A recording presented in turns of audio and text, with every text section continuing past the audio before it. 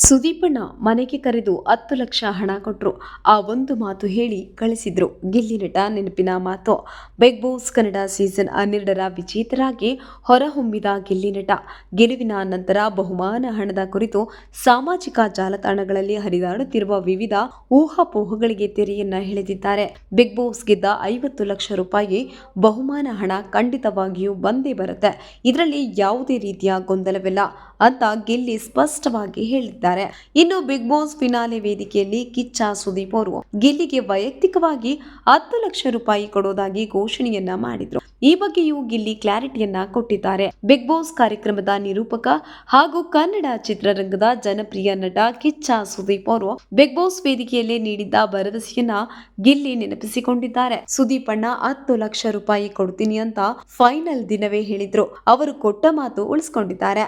ಅವರು ನನ್ನ ತಮ್ಮ ಮನೆಗೆ ಬಾ ಅಂತ ಕರೆಸಿ ಆತ್ಮೀಯವಾಗಿ ಮಾತನಾಡಿಸಿ ಆ ಹಣವನ್ನ ಸ್ವತಃ ನನ್ನ ಕೈಗೆ ನೀಡಿ ಶುಭ ಹಾರೈಸಿದ್ರು ಅಂತ ಗಿಲ್ಲಿ ನಟ ಹೇಳಿಕೊಂಡಿದ್ದಾರೆ. ತಂದೆ ರೀತಿ ಬುದ್ಧಿವಾದವನ್ನ ಹೇಳಿದ್ರು.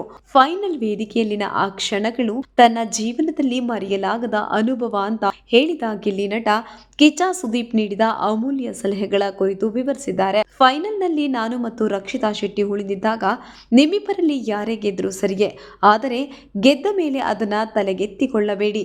ತಗ್ಗಿ ಬಗ್ಗಿ ನಡೆಯಿರಿ. ಮುಂದೆ ಜೀವನದಲ್ಲಿ ಇನ್ನಷ್ಟು ಸವಾಲುಗಳು ಬರ್ತವೆ.